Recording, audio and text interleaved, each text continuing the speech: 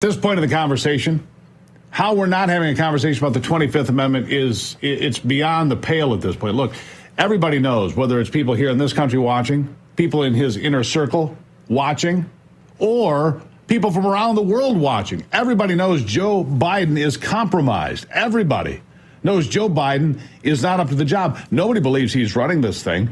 And yet here's a guy who we're told can't take the stand because he is an elderly man with bad memory. Couldn't take the stand, so therefore we're not going to charge him. He has a nuclear football behind him when he goes into the ice cream shop.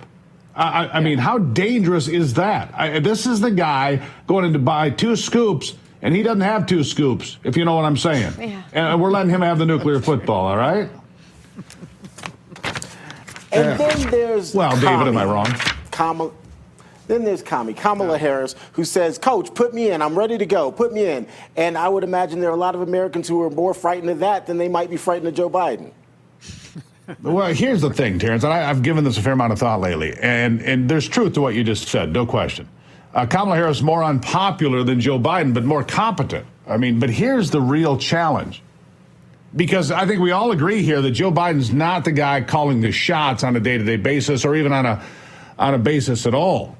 Somebody's calling the shots. That power circle around him calling the shots, they're the ones saying, no 25th Amendment, because then they don't know where they line up. They don't know where their power and their control comes from. That's why you haven't seen the 25th Amendment applied at this point, my opinion.